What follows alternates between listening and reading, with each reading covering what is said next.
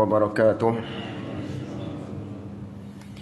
إن الحمد لله نحمده ونستعينه ونستغفره ونعوذ بالله من شرور أنفسنا ومن سيئات أعمالنا من يهده الله فلا مضل له ومن يضلل فلا هادي له وأشهد أن لا إله إلا الله وحده لا شريك له وأشهد أن محمدا عبده ورسوله يا أيها الذين آمنوا اتقوا الله حق تقاته ولا تموتن إلا وأنتم مسلمون يا أيها الناس اتقوا ربكم الذي خلقكم من نفس واحدة وخلق منها زوجها وبث منهما رجالا كثيرا ونساء واتقوا الله الذي تساءلون به والأرحام إن الله كان عليكم رقيبا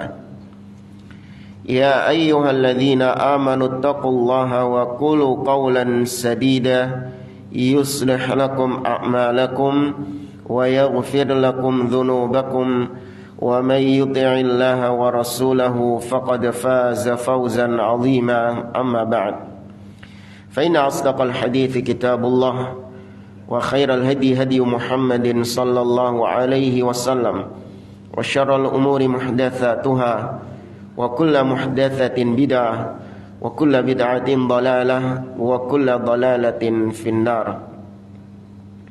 Ma'asyiral muslimin, ikhwani fillah, rahimani wa rahimakumullah. Kita melanjutkan kembali pembahasan kitab Nurus Sunnah wa Dhulumatul Bid'ah yang ditulis oleh Syekh Sa'ad ibn Ali ibn Wahab Al-Qahtani rahimahullahu ta'ala. Pada pertemuan pagi hari ini kita masuk poin yang ketiga dari bab al-bid'atu al-muntashiratu al-mu'asirah, yaitu bid'ah-bid'ah yang tersebar di masa kini. Setelah kemarin bid'ah ihtifal bil maulid an-nabawi, bid'ahnya peringatan maulid Nabi. Kemudian yang terakhir adalah bid'ahnya peringatan malam atau bid'ahnya peringatan bulan Rajab, ya, malam Jumat pertama bulan Rajab. Nah, yang ketiga sekarang yaitu bid'atul ihtifal bilailatil Isra'i wal Mi'raj, yaitu bid'ahnya peringatan malam Isra dan Mi'raj. Dan ma'asyiral muslimin, khawani fillah, rahimani wa rahimakumullah, penulis di sini mengatakan Lailatul Isra wal Mi'raj min ayatillahi azza wa jalla al-azimati ad-dalah ala sidqin nabiyyi sallallahu alaihi wasallam wa 'idhami manzilatihi 'indallah. Malam Isra dan Mi'raj itu termasuk di antara tanda-tanda kekuasaan Allah, tanda-tanda kebesaran Allah, ya, ayat Allah yang agung yang menunjukkan akan benarnya risalah atau benarnya Nabi Muhammad sallallahu alaihi wasallam, dan menunjukkan tentang agungnya kedudukan Nabi di sisi Allah Subhanahu wa taala. Wa ala idhami qudratillahil bahirah, dan Isra dan Mi'raj itu juga tanda yang menunjukkan Allah Subhanahu wa taala maha kuasa atas segala sesuatu. Wa ala uluwihi azza wa jalla ala jami'i khalqih. Peristiwa Isra dan Mi'raj itu juga ayat, ya, tanda bahwa Allah Subhanahu wa taala itu tinggi di atas makhluk-makhluknya, baik itu ketinggian secara posisi atau uluwul dzat atau uluwul qadar atau uluwul qahar. Karena ahlu sunnah mereka menetapkan sifat ulu, tinggi bagi Allah itu dari tiga sisi. Yang pertama adalah uluwul qadar, ketinggian Allah secara kualitas istilahnya. Bahwasanya kualitasnya Allah itu paling tinggi. Ya, di atas semua kualitas makhluk-makhluknya. Kemudian yang kedua, uluwul qahar, ketinggian Allah secara penaklukan. Allah yang paling tinggi, tidak ada yang bisa menaklukkan Allah subhanahu wa ta'ala. Beda dengan jabatan-jabatan manusia. Ya, jabatan manusia itu kalah dengan yang jabatannya lebih tinggi.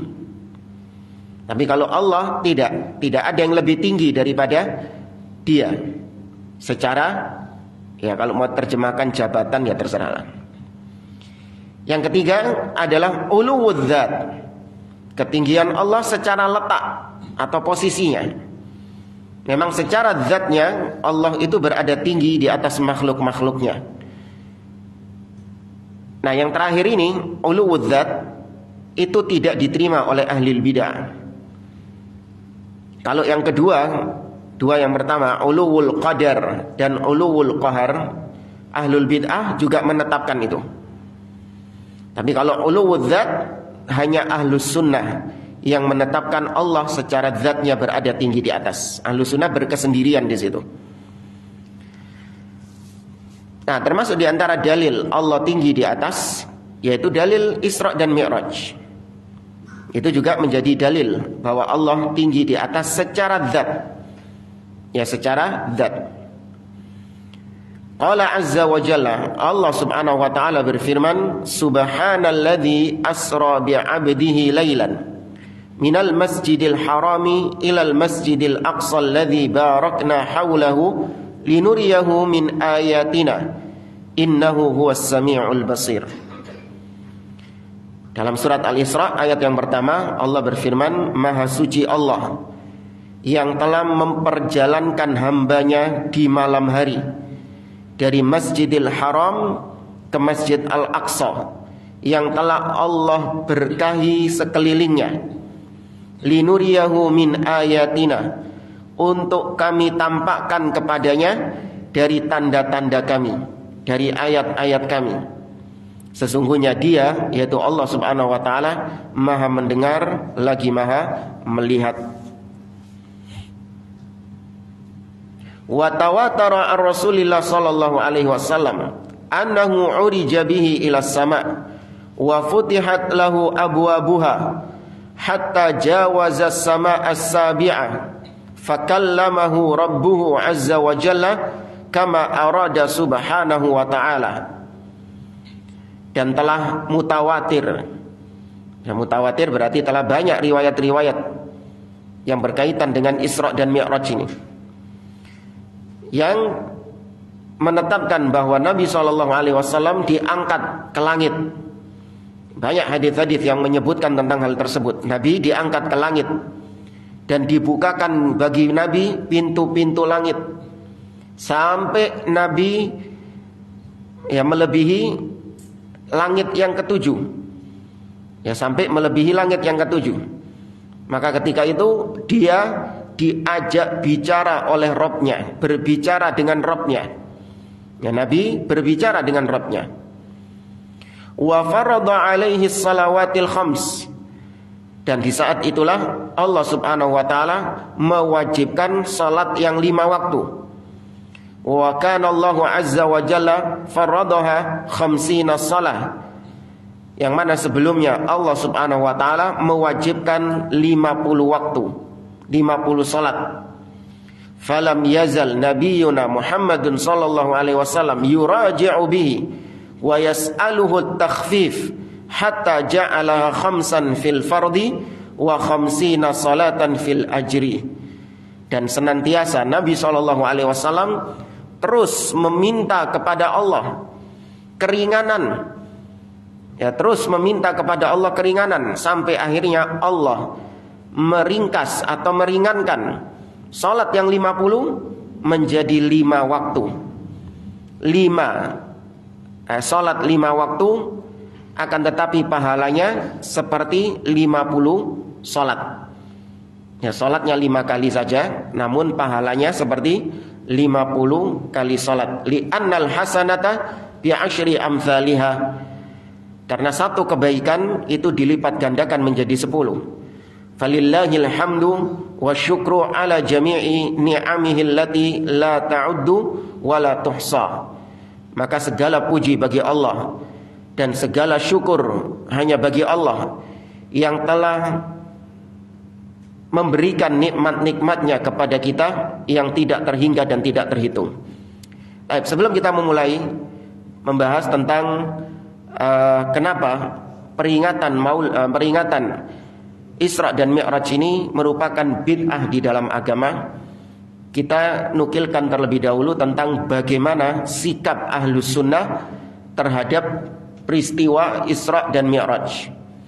Ya, bagaimana sikap Ahlus Sunnah terhadap peristiwa Isra dan Mi'raj. Ini kita nukilkan dari syarah Al-Aqidah At-Tahawiyah oleh Fadilatul Syekh Abdul Aziz Ar-Rayis hafizahullahu taala. Karena dalam pembahasan Aqidah Tahawiyah itu juga menyinggung tentang akidah Isra dan Mi'raj. Berarti ini menjadi pembahasan pokok-pokok akidah. Karena tidaklah Anda dapati kitab-kitab yang membahas tentang masalah akidah kecuali para ulama berbicara di situ tentang akidah Isra dan Mi'raj. Yang menunjukkan bahwa akidah Isra dan Mi'raj itu juga termasuk perkara usul, perkara pokok di dalam agama yang banyak ahli bid'ah berselisih dengan ahlu sunnah dalam masalah ini. Makanya banyak dibahas oleh para ulama tentang peristiwa Isra dan Mi'raj. Kita ringkaskan.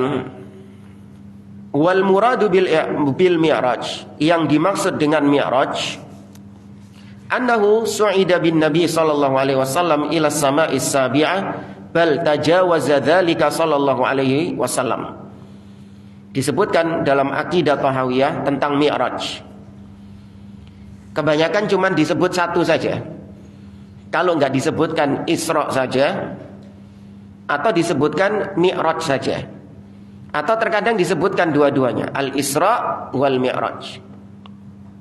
Maka ini dua kata ini, Isra dan Mi'raj, itu termasuk di antara kalimat yang idza ijtama'a iftaraqa wa idza iftaraqa ijtama'a.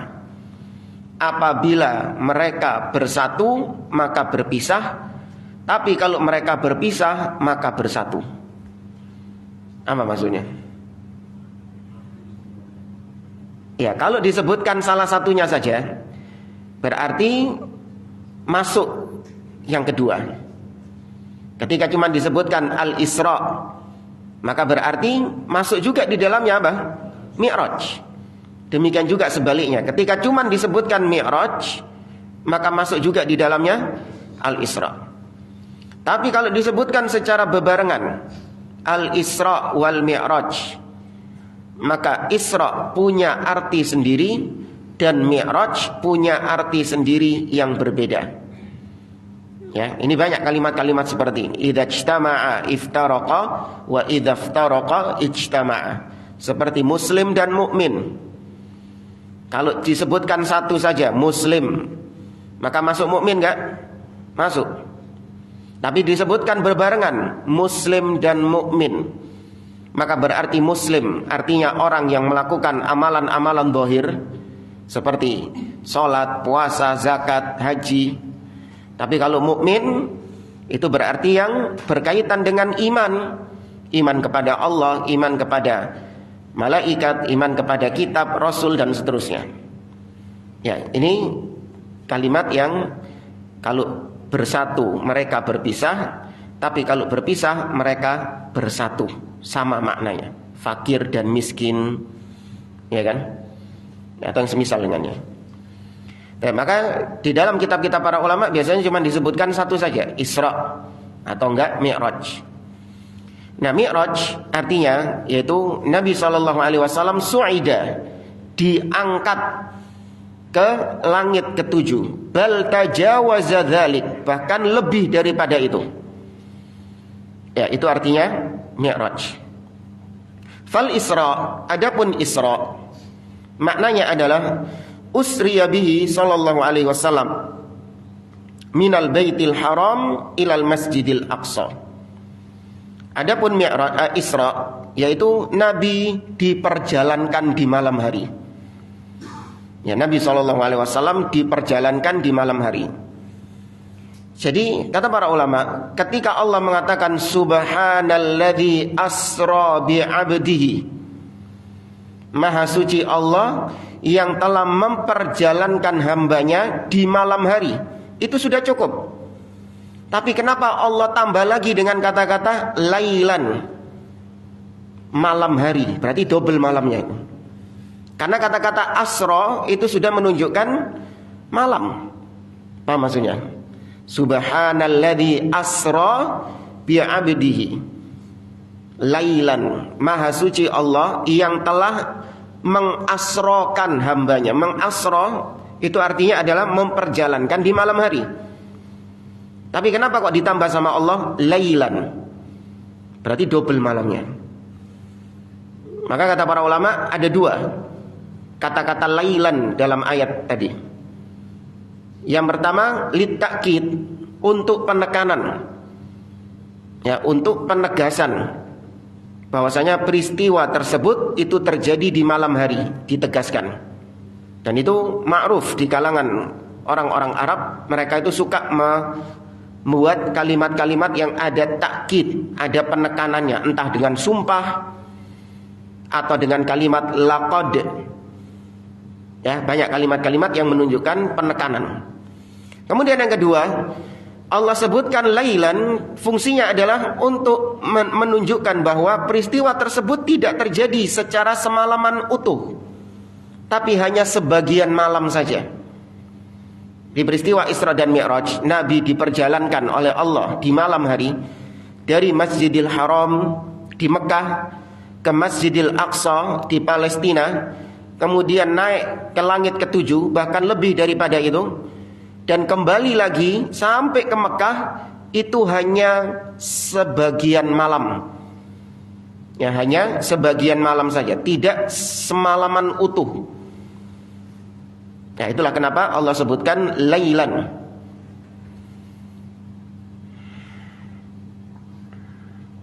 Nah, kemudian para ulama berbeda pendapat tentang Mi'raj.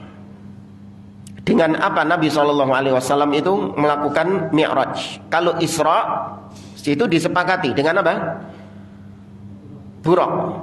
Ya, berdasarkan riwayat-riwayat yang datang. Ya, Nabi dengan buraq. Adapun Mi'raj itu para ulama ada khilaf, dan ini namanya khilaf dalam masalah furu'ul aqidah. Khilaf dalam masalah cabang akidah, yaitu perbedaan pendapat seperti ini, itu perbedaan pendapat yang ditolerir oleh Ahlus Sunnah, yang ditolerir oleh Ahlus Sunnah. Tidak menyebabkan perbedaan pendapat seperti ini menyebabkan yang berbeda keluar dari Ahlus Sunnah menjadi ahlul bid'ah. Tidak. Ya, meskipun ini masalah akidah, meskipun ini masalah akidah. Sebagian ulama berpendapat bahwa Nabi SAW itu Mi'raj ala sulamin, dengan tangga. Ya, Nabi SAW itu naik ke atas, itu semacam tangga yang menjulang tinggi ke atas. Wa dzalika annahu kana 'alal buraq, faraqibal buraq sallallahu alaihi wasallam, thumma dhahaba ilal masjidil aqsa, thumma minal masjidil aqsa urija ala sulamin ila sama'is sabi'ah. Pendapat pertama mengatakan Nabi Isra-nya pakai buraq. Kemudian ketika sampai di Masjidil Aqsa, dari Masjidil Aqsa itu Nabi SAW naik ke langit ketujuh dengan tangga. Ya, tangga yang menjulang ke atas langit. Kemudian pendapat kedua mengatakan bahwa Nabi SAW naik ke atas langit itu dengan buraq itu sendiri. Berarti berangkatnya, Isra-nya pakai buraq, Mi'rajnya juga pakai buraq. Ya, ini pendapat kedua, dan pendapat ini didukung oleh banyak hadis-hadis yang menyebutkan bahwa Nabi SAW itu juga mengenakan buraq ketika Mi'raj. Ya, khilaf ini, perbedaan pendapat ini dijelaskan panjang lebar oleh Al-Hafidz Ibnu Hajar Al-Asqalani dalam syarah Sahih Bukhari atau Fathul Bari yang beliau karang. Nah, wallahu a'lam, ini kita ringkaskan. Dari semua perbedaan-perbedaan tersebut, maka yang lebih kuat Nabi SAW itu naik ke atas langit, artinya mi'raj itu dengan menggunakan buraq. Ya, dengan menggunakan buraq karena dalil-dalilnya lebih kuat. Adapun yang mengatakan menggunakan tangga, ada dalil-dalilnya, akan tetapi dilemahkan oleh banyak ulama. Ya, seperti Nabi SAW itu dikisahkan mengikat buraq ketika mi'raj, diikatkan di bagian barat dari Masjid Al-Aqsa. Kalau bagian barat dari Masjid Al-Aqsa itu berarti adalah tembok yang sekarang diratapi oleh orang-orang Yahudi itu, tembok bagian barat. Maka Nabi SAW mengikat buraq di situ. Nah, sampai sekarang kalau di komplek Masjid Al-Aqsa itu ada Masjid Al-Buraq. Jadi dalam Masjid Al-Aqsa itu banyak sekali masjid-masjid. Karena namanya Al-Aqsa itu adalah komplek. Ya, kalau ditanya Al-Aqsa itu apa? Al-Aqsa adalah komplek. Ya, komplek itu bukan bangunan-bangunannya itu, enggak. Memang bangunan-bangunan ini masuk dalam komplek Masjid Al-Aqsa. Tapi di halamannya itu sudah dikatakan Masjid Al-Aqsa. Di dalam Masjid Al-Aqsa ada Qubbatus Sahra, Masjid Kubah Emas, yang sering kita lihat di gambar-gambar itu, kubah emas. Di dalam Masjid Al-Aqsa ada Masjid Jami' Al-Qibli, yang kubahnya abu-abu itu. Ada Musalla Marwani. Ada juga Masjid Al-Aqsa Al-Qadim, Masjid Aqsa yang lama, yaitu turun ke bawah, di bawah tanah.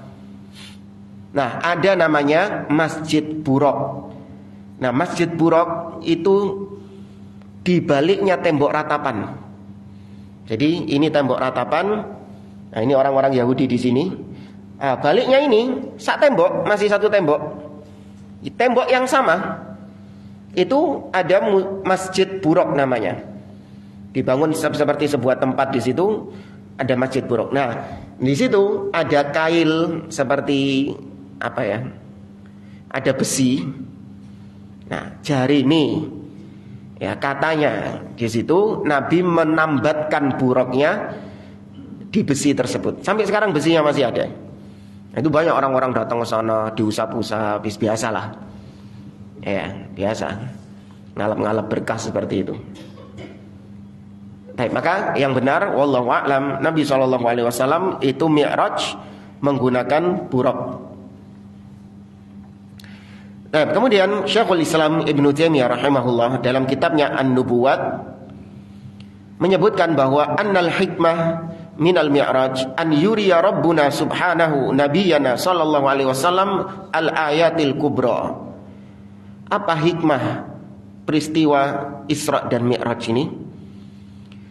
Kata Syekhul Islam, hikmah peristiwa Isra dan Mi'raj yaitu Allah Subhanahu wa taala ingin menunjukkan kepada Nabi SAW al-ayat al-kubra, yaitu tanda-tanda besar, tanda-tanda yang besar dari kekuasaan Allah Subhanahu wa taala.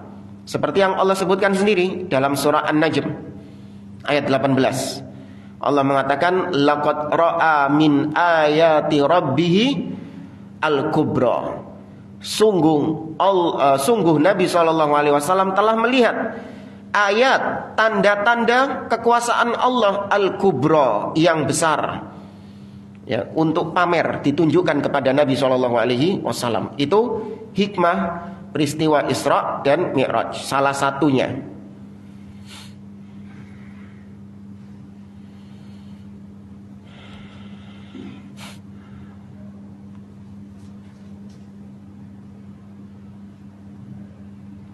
Kemudian jamaah rahimani wa rahimakumullah, pada peristiwa Isra dan Mi'raj itu banyak sekali ayat seperti yang disinggung tadi. Banyak sekali keistimewaan-keistimewaan yang ada pada peristiwa Isra dan Mi'raj. Keistimewaan tersebut sudah Allah firmankan di dalam awal surat Al-Isra tadi. Subhanalladzi asra bi'abdihi lailan minal masjidil haram ilal masjidil aqsa alladzi barakna haulah linuriyahu min ayatina innahu huwas samiul basir. Keistimewaan yang pertama kata beliau, Allah buka ayat ini dengan tanzih, mensucikan dirinya. Subhanalladzi asra, maha suci Allah. Ayat ini dibuka dengan subhana, maha suci Allah. Tanzih, mensucikan Allah subhanahu wa ta'ala. Kenapa? Karena peristiwa ini bisa menyebabkan seseorang mengkerdilkan kudratullah, bisa menjadikan seseorang tidak yakin atau tidak percaya dengan kemahakuasaan Allah. Dan itu terbukti ketika peristiwa Isra dan Mi'raj diceritakan kepada orang-orang musyrikin Quraisy. Apa yang terjadi sama mereka? Menolak. Mereka menganggap bahwa itu hal yang mustahil, hal yang gak masuk akal. Maka maha suci Allah dari apa yang kalian tuduhkan itu. Ya, maka ayat ini menjadi peristiwa Isra dan Mi'raj menjadi peristiwa yang sangat luar biasa, sampai-sampai Allah buka dengan subhana, ya, mensucikan dirinya terlebih dahulu sebelum menceritakan tentang Isra dan Mi'raj. Kemudian yang kedua, Allah menyebut Nabi dengan kata-kata bi'abdihi, dengan hambanya. Kenapa Allah tidak mengatakan subhanalladzi asra birasulihi, maha suci Allah yang telah memperjalankan Rasulnya? Kenapa Allah kok menyebutkan bi'abdihi? Di situ Nabi disebut dengan hamba. Maka itu juga menunjukkan kekuasaan Allah, bahwa Nabi SAW, meskipun beliau adalah manusia yang sempurna, ya, manusia yang luar biasa, namun tetap beliau itu hamba Allah, dengan segala keistimewaan yang ada pada Nabi. Yang tidak ada satupun makhluk yang mencapai derajatnya Nabi SAW. Namun toh meskipun demikian, dia tetap manusia, dia tetap hamba yang tidak pantas untuk disembah dan diibadahi. Ya. Maka jangan gara-gara beliau ini punya berbagai keistimewaan, bahkan diantara keistimewaan Nabi adalah peristiwa Isra dan Mi'raj, jangan gara-gara itu kemudian kalian berbuat syirik kepada Allah dengan mengangkat derajat Nabi SAW, ya, diangkat melebihi kedudukan yang semestinya. Kemudian yang ketiga, Dzakaral Masjidil Haram wa huwa afdalul masajid. Dalam ayat ini disebutkan tentang Al-Masjidil Haram. Ya, subhanalladzi asra bi'abdihi lailan minal masjidil haram. Dan Masjid Al-Haram adalah afdalul masajid, sebaik-baiknya, seutama-utamanya masjid. Ya. Kemudian Dzakara Al-Masjid Al-Aqsa. Setelahnya disebutkan Masjid Al-Aqsa, wa huwa a'dhamu masjidin 'indal muslimin ba'dal Masjidil Haram wal Masjidin Nabawi.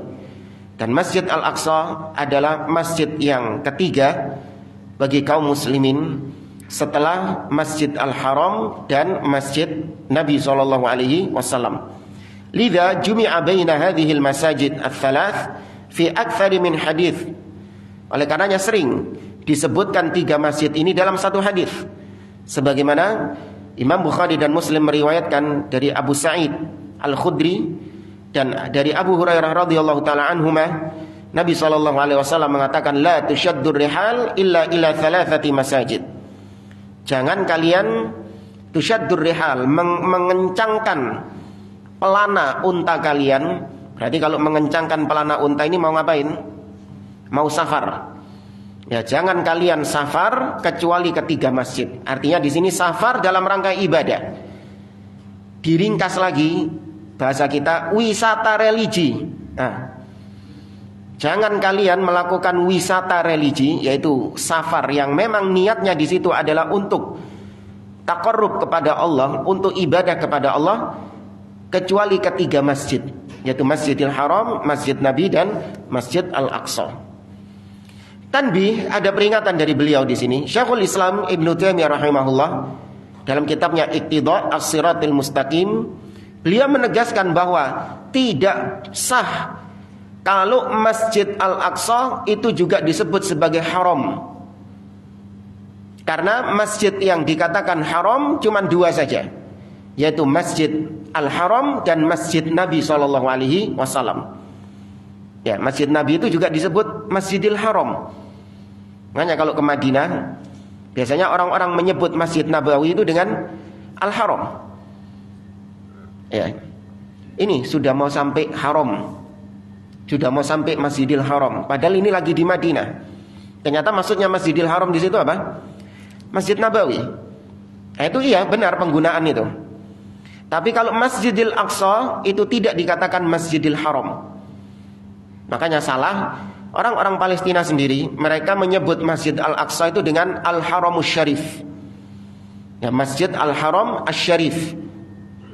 Itu penamaan dipakai sama orang-orang sana sampai sekarang.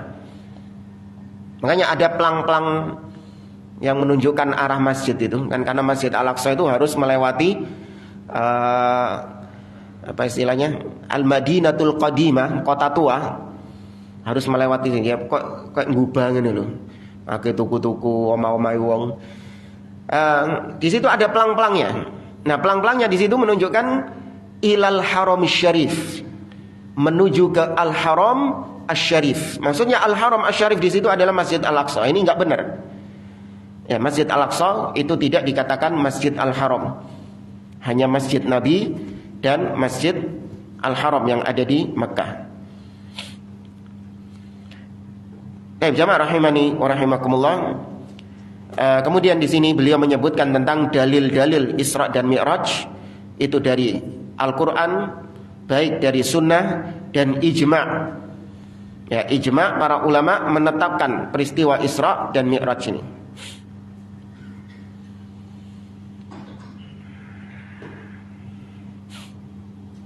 Nah, kemudian ada pembahasan di sini tentang ta'addudul Isra. Isra itu apakah sekali saja atau berulang-ulang? Ada khilaf di antara para ulama. Ya, Isra itu berkali-kali atau sekali saja. Ya, kata beliau, annal Isra qad ta'addad wa ikhtalafa haula fi adadil Isra. Sebagian ulama mereka berpendapat Isra itu berulang-ulang, tidak sekali saja. Hanya saja mereka berbeda-beda berapa kali. Ya, berapa kali Nabi SAW mengalami peristiwa Isra itu. Dan di antara para ulama yang menetapkan hal tersebut adalah Ibnu Hajar Al-Asqalani. Ya, Ibnu Hajar Al-Asqalani berpendapat bahwa peristiwa Isra itu terjadi berulang-ulang. Isra dan Mi'raj itu terjadi berulang-ulang, tidak hanya terjadi sekali saja. Hanya saja Ibnu Hajar Al-Asqalani itu membedakan antara Isra yang istimewa, yaitu yang mana Nabi SAW mengimami para nabi dan rasul di Masjid Al-Aqsa, yaitu Isra yang spesial lah istilahnya. Tapi ada Isra lain di mana Nabi SAW diperjalankan juga. Ya, ini pendapat dari para ulama bahwasanya Isra itu terjadi berulang kali, tidak hanya sekali saja. Nah, pendapat yang kedua mengatakan annal Isra wahid la yata'addad. Isra dan Mi'raj itu hanya sekali saja, tidak terjadi berulang kali. Wa mimman nasara hadzal qaul biquwwati al-Imam Ibnu Qayyim rahimahullah. Dan di antara yang dengan tegas berpendapat ini yaitu Al-Imam Ibnu Qayyim rahimahullahu taala, kemudian Al-Imam Ibnu Katsir, kemudian Al-Imam Ibnu Abil Izz Al-Hanafi dalam Syarah Aqidah At-Tahawiyah. Apa sebabnya? Kenapa kok ada ulama yang berpendapat bahwa Nabi Isra-nya itu berulang-ulang? Karena banyaknya riwayat-riwayat. Saking banyaknya riwayat-riwayat, seakan-akan mereka menganggap bahwa peristiwa tersebut tidak terjadi satu waktu. Tapi peristiwa tersebut terjadi berulang-ulang karena banyaknya riwayat-riwayat yang datang. Ya, tapi wallahu a'lam, Yang benar bahwasanya peristiwa Isra dan Mi'raj itu hanya terjadi sekali saja. Itu yang sahih. Hanya disebutkan di sini wa madzakara wa ashabu al-qauli tsani huwa sahih. Dan yang disebutkan oleh pendapat kedua itu yang lebih tepat. Nabi hanya sekali saja, meskipun banyak riwayat-riwayat yang berkaitan dengan hal tersebut. Pembahasan berikutnya, al-makanul ladzi usriya minhu sallallahu alaihi wasallam. Tempat di mana Nabi sallallahu alaihi wasallam itu diisrakan. Ya, di manakah tempat Nabi sallallahu alaihi wasallam diisrakan? Tanaza'al ulama fil makanil ladzi usriya minhu sallallahu alaihi wasallam. Lagi-lagi para ulama berbeda pendapat tentang tempat pastinya, titiknya di mana Nabi SAW itu diperjalankan oleh Allah, perjalanan Isra dan Mi'raj.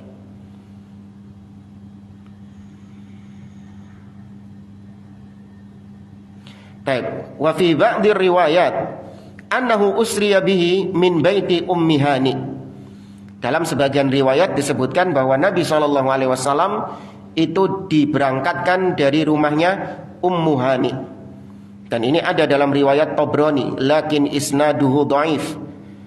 Tapi isnadnya dhaif.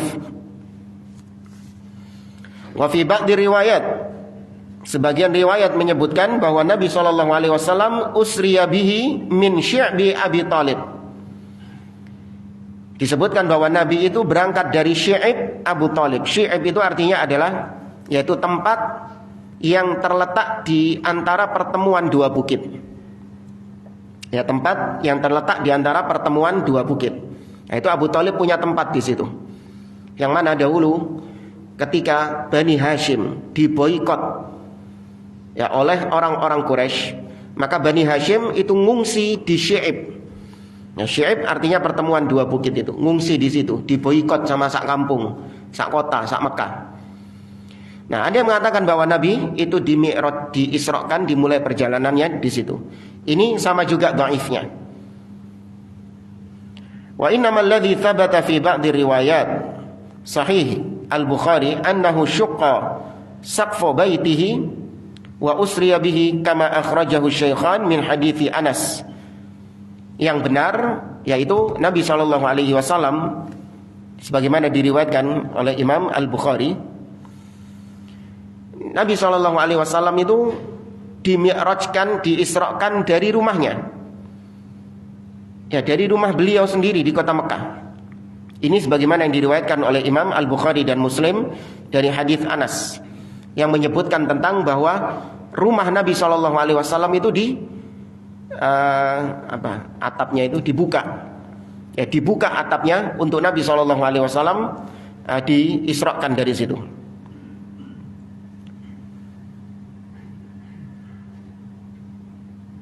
Tapi yang unik adalah Allah menyebutkan Nabi SAW dimi'rajkan atau diisrakan dari Masjidil Haram.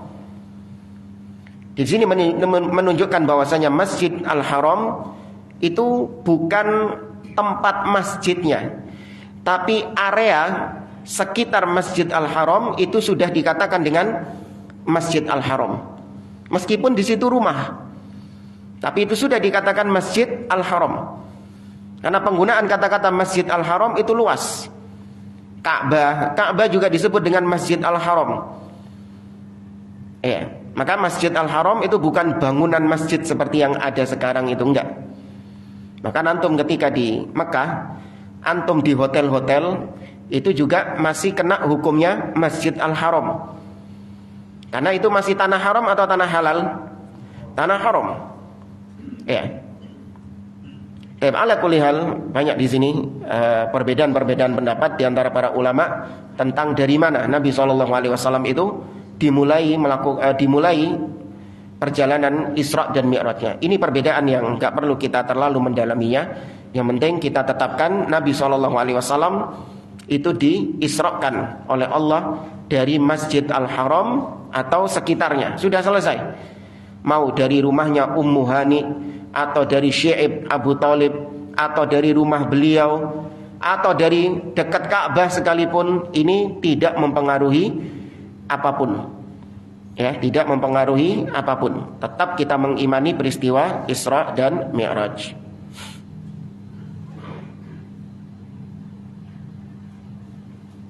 Adapun dari Masjid Al-Aqsa, itu tidak ada riwayat yang pasti dari mana Nabi SAW itu dimi'rajkan. Ketika di Masjidil Aqsa itu tidak ada riwayat yang pasti dari mana Nabi SAW itu dimi'rajkan ke atas. Nah, kebanyakan orang mereka meyakini Nabi SAW itu dimi'rajkan di batu besar yang ada di dalam Qubbatus Sakhra. Jadi di Masjid Kubah Emas itu dalamnya ada apa ya? Ada bongkahan batu besar. Ya, ada bongkahan batu besar. Nah, batu besar ini itu diyakini oleh orang-orang Yahudi sebagai tempat di mana dahulu Abraham, siapa maksudnya? Ibrahim alaihissalam, disitulah dahulu menyembelih putranya, yaitu Yahudi, Ishak. Ya, kita bicara Yahudi ini. Ya, mereka meyakini bahwa di tempat itulah Abraham atau Ibrahim alaihissalam menyembelih putranya, yaitu Ishak. Ini orang-orang Yahudi. Ya, adapun kita tidak meyakini hal tersebut. Kita meyakini Ibrahim alaihissalam menyembelih Ismail. Sedangkan sebagian kaum muslimin mereka meyakini bahwa di batu besar itulah Nabi SAW diangkat naik ke atas langit. Ya, ini wallahu a'lam, sama seperti Buraq tadi, tidak ada dalil yang sahih yang menunjukkan tentang hal tersebut. Tapi itu masyhur, diceritakan. Ya, diceritakan. Semua guide tur-tur yang membimbing orang-orang ke masjid itu pasti diceritakan bahwa di tempat inilah Nabi naik ke atas. Ya. Kita dapati di situ banyak sekali tour guide, rombongan-rombongan dari berbagai macam negara. Mereka semua ada di dekat batu itu. Ketika itu mereka semua hampir bersamaan menjelaskan kepada audiensnya bahwa di batu inilah Nabi SAW naik ke atas langit. Kayak sudah ada janjiannya gitu, kayak janjian ini para tour guide ini. Ya. Tapi nggak dijelaskan bahwa ini tidak ada riwayat yang sahih akan hal tersebut, wallahu a'lam. Kemudian waktul Isra, kapan waktunya Nabi SAW melakukan Isra? Lagi-lagi tanaza'al ulama, para ulama berbeda pendapat tentang kapan pastinya waktu Nabi SAW melakukan Isra. Faminhum qal, sebagian di antara mereka mengatakan qoblal hijrati bisana, setahun sebelum hijrahnya Nabi SAW. Waqil qoblal hijrah bi khamsi sanawat. Ada juga pendapat mengatakan bahwa Isra dan Mi'raj terjadi 5 tahun sebelum Nabi hijrah.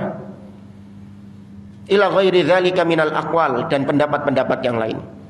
Lagi kalau Anda baca kitab Al-Imam Ibnu Katsir Al-Bidayah wan Nihayah, di situ dipaparkan banyak perbedaan-perbedaan pendapat para ulama ahli sejarah tentang kapan peristiwa Isra dan Mi'raj ini. Wa qad ajma'al ulama ala annahu usriya bihi ba'dal bi'tsah. Yang disepakati oleh para ulama bahwa peristiwa Isra dan Mi'raj terjadi setelah Nabi diutus. Berarti setelah Nabi umur 40 tahun. Itu yang disepakati. Wa dhahiru kalam aktsaril ulama annal Isra kana qabla al-hijrah ila al-Madinah wan nusus wadihatun fi hadha li'annahu hasala bainahu wa bain kuffari Quraisy. Dan juga yang disepakati oleh para ulama bahwasanya Isra itu pokoknya terjadi sebelum hijrah. Ya, Isra itu terjadi sebelum hijrah. Itu yang disepakati. Kapan waktunya wallahu a'lam. Tapi sepakat para ulama bahwa Isra itu pra hijrah. Kenapa? Karena setelah peristiwa Isra terjadi perdebatan dengan orang-orang musyrikin Quraisy. Ya kan? Terjadi perdebatan dengan orang-orang musyrikin Quraisy. Nah, ini menunjukkan bahwa peristiwa Isra dan Mi'raj itu masih dalam fase Makkiyah, yaitu sebelum hijrahnya Nabi SAW, di mana banyak orang-orang Quraisy tidak percaya dengan kisah Isra dan Mi'raj. Bahkan sebagian sahabat yang sudah masuk Islam yataraddad, syakka, ya syak tentang peristiwa tersebut. Tapi tidak dengan siapa? Abu Bakar As-Siddiq radhiyallahu taala anhu. Abu Bakar dengan tegas mengatakan, in kana kama qal fasadaqtu. Kalau memang benar peristiwa itu yang menceritakan adalah Muhammad, maka aku percaya, aku benarkan.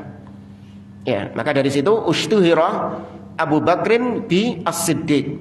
Dari situlah Abu Bakar itu mendapatkan ya julukan dengan As-Siddiq. Ya, artinya yang selalu membenarkan, selalu mengimani apapun yang diucapkan oleh Nabi SAW. Masuk akal nggak masuk akal diucapkan. Ya, itu seorang mukmin harusnya demikian, menundukkan akalnya, tidak meninggikan akal dan merendahkan dalil, sebagaimana kelakuannya orang-orang Mu'tazilah atau orang-orang yang sama mengedepankan akal daripada dalil. Karena akal manusia itu tatawur, akal manusia itu berkembang. Hari ini kita menganggapnya tidak masuk akal, tapi keesokan hari, beberapa hari kemudian kita menganggapnya masuk akal. Berapa banyak yang seperti itu, dan bahkan kita sendiri mengalami demikian. Kemarin-kemarin kita menganggap itu nggak masuk akal, tapi ternyata berlalunya hari, berlalunya bulan, berlalunya tahun, ternyata ya masuk akal juga.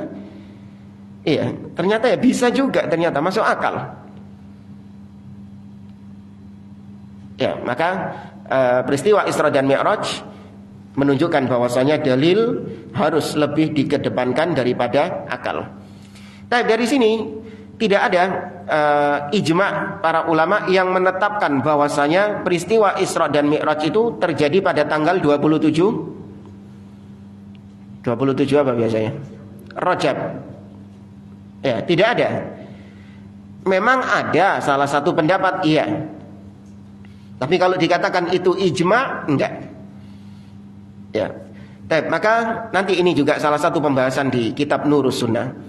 Kalau itu memang sebuah ibadah, ya peringatan Isra dan Mi'raj memang adalah sebuah ibadah di sisi Allah Subhanahu wa taala, pasti tanggalnya apa?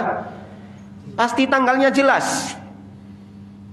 Ya, pasti tanggalnya dinukil, terjadi kesepakatan oleh para ulama tanggalnya sekian. Bahkan Nabi sendiri yang menyebutkan tanggalnya sekian, karena ini ada kaitannya dengan ibadah yang dilaksanakan. Namun ternyata para ulama sendiri khilaf tentang kapan peristiwa Isra dan Mi'raj, menunjukkan bahwa memang itu bukan sebuah hal yang diperingati tiap tahunnya. Para sahabat Nabi SAW adalah manusia yang sangat antusias, yang mengamalkan sunnah, menjalankan syariat Islam, semangat mereka. Namun tidak dinukil sedikit pun dari mereka memperingati peristiwa Isra dan Mi'raj. Kurang berapa menit? 8 menit.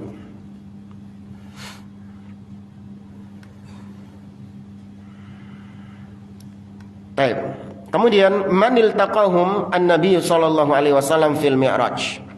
Siapa saja yang ditemui oleh Nabi sallallahu alaihi wasallam pada peristiwa Isra dan Mi'raj. Al-Hafidz Ibnu Hajar merojehkan bahwasanya di langit yang pertama annahul taqa fis sama'il ula. Di langit yang pertama Nabi sallallahu alaihi wasallam bertemu dengan siapa? Siapa? Adam alaihi salam. Naam.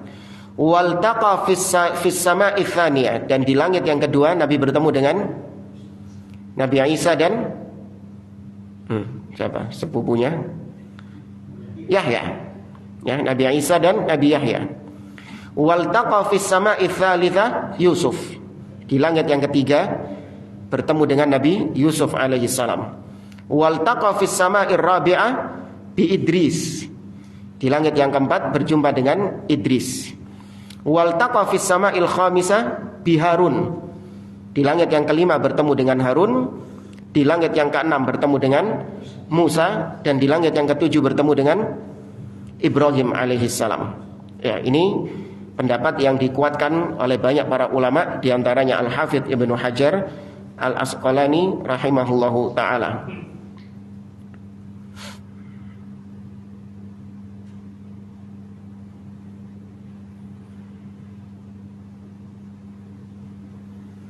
Ada sebuah ungkapan, al-qaul bi anna lailatul Isra afdhalul layali bin nisbati lin Nabi sallallahu alaihi wasallam.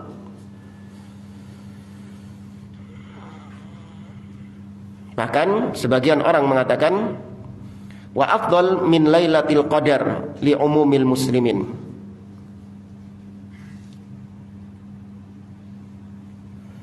Yaitu malam Isra dan Mi'raj itu adalah malam yang paling afdol bagi Nabi Shallallahu Alaihi Wasallam. Bahkan sebagian orang mengatakan bahwa malam Lailatul Isra wal Mi'raj, malam Isra dan Mi'raj itu lebih mulia daripada malam Lailatul Qadar.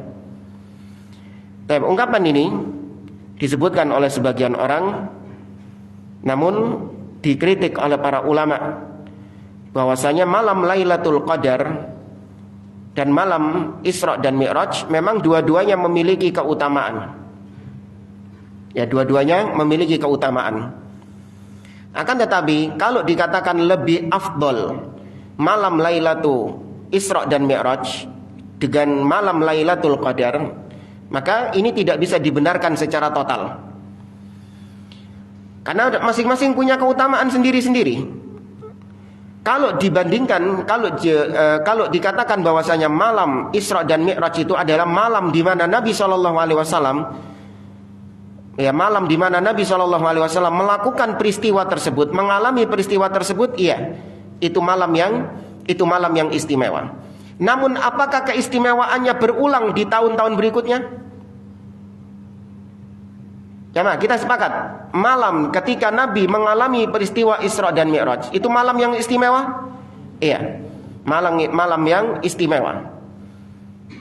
Taib, apakah keistimewaan itu berulang kembali di tahun-tahun berikutnya? Tidak. Berbeda dengan Lailatul Qadar. Ya, Lailatul Qadar itu berulang nggak di tiap tahunnya? Berulang keutamaannya. Bukan hanya ketika Al-Quran itu turun. Itu malam yang mulia ketika Al-Quran turun. Tapi kemuliaan Lailatul Qadar itu juga terjadi di malam-malam berikutnya. Makanya tanggalnya jelas. Ya, ditentukan oleh Nabi SAW. Nabi mengatakan taharraw Lailatul Qadar fil ashril awakhir min Ramadan. Bersemangatlah kalian untuk menggapai keutamaan malam Al-Qadar, keutamaan Lailatul Qadar pada 10 hari terakhir di bulan Ramadan. Sebagian riwayat ditambahkan fi witriha, pada malam-malam ganjilnya. Ya, meskipun detailnya cuma sampai ini, Nabi tidak menyebutkan tanggal pastinya. Ya, tapi jelas tanggalnya.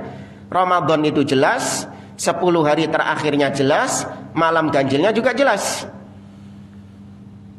Ya, karena ada ibadah yang disyariatkan di situ, yaitu kita diperintahkan untuk menghidupkan malam dengan ibadah. Berbeda dengan malam Isra dan Mi'raj. Ya, berbeda dengan malam Isra dan Mi'raj. Tidak ada kemuliaan malam Isra dan Mi'raj di tahun-tahun setelahnya. Nggak ada, sudah selesai. Kemuliaan Isra dan Mi'raj hanya terjadi ketika Nabi SAW itu di Isra dan Mi'rajkan. Wis. Nah, tahun-tahun berikutnya tidak terjadi kemuliaan. Ya, tidak ada afdol di situ. Ya, makanya tidak ada syariat yang diperintahkan untuk melaksanakan ibadah apapun di malam-malam setelahnya. Karena tanggalnya juga nggak jelas. Hari lahirnya Nabi SAW itu hari yang mulia. Ya, tapi kemuliaannya tidak berulang di tahun-tahun berikutnya. Karena tanggalnya juga nggak jelas. Berbeda dengan kemuliaan misalnya 9 Muharram. Ya, keutamaan ya tanggal 9 Muharram. Hari Arafah. Itu jelas tanggalnya. Kemudian kok 9 Dzulhijjah atau 10 Muharram. Ya, 9 Dzulhijjah hari Arafah dan 10 Muharram hari Asyura. Ya, kemuliaan itu kemuliaannya hanya ketika itu saja. Kalau 9 Dzulhijjah, ya misalnya ketika Al-Qur'an itu atau Nabi SAW menerima firman Allah, al-yauma akmaltu lakum dinakum. Yaitu hari yang sempurna. Apakah kemuliaan hari hanya terjadi ketika Nabi mendapatkan wahyu itu atau berulang tiap tahun? 9 Dzulhijjah ini loh. Berulang tiap tahun karena ada syariat ibadah di situ. Demikian juga hari Asyura 10 Muharram, di mana kemuliaannya adalah ketika Allah menyelamatkan Musa dan Bani Israel dari kejaran Fir'aun. Ya kan? Karena Nabi Musa berpuasa di hari tersebut, karena hari itu dia diselamatkan oleh Allah dari kejaran Fir'aun. Maka fasamahu Musa, maka Musa berpuasa di hari tersebut. Baik, hari yang istimewa, hari yang spesial, karena Allah menyelamatkan Musa dan Bani Israel. Baik, keistimewaannya apakah berulang di tahun-tahun berikutnya? Enggak. Berulang. Kemuliaannya berulang. Kenapa? Ada pensyariatan ibadah khusus di situ. Dan tanggalnya jelas. Iya enggak? Tanggalnya jelas. Padahal ini jauh loh Nabi Musa. Waduh enggak? Dari zaman Nabi SAW jauh. Tanggalnya jelas, dijelaskan. Tapi kenapa peristiwa Isra dan Mi'raj yang itu masih di zaman Nabi SAW tidak jelas tanggalnya? Bukan berarti kita mengingkari peristiwa Isra Mi'raj, enggak. Yang kita ingkari adalah peringatan peristiwa Isra Mi'raj tersebut.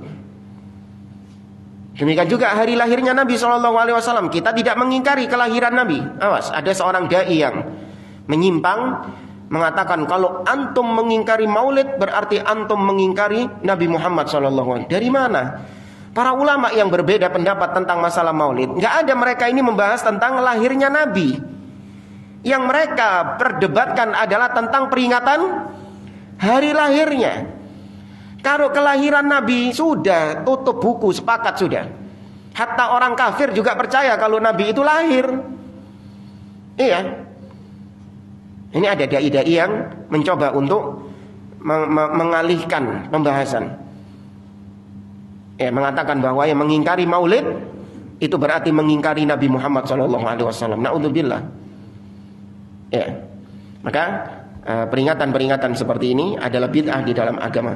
Tapi insyaallah pada pertemuan yang akan datang kita akan bahas tentang bid'ahnya peringatan Isra dan Mi'raj dari beberapa sisi-sisi atau dari sudut-sudut kenapa peristiwa Isra dan Mi'raj, peringatan Isra dan Mi'raj, kenapa dihukumi bid'ah di dalam agama.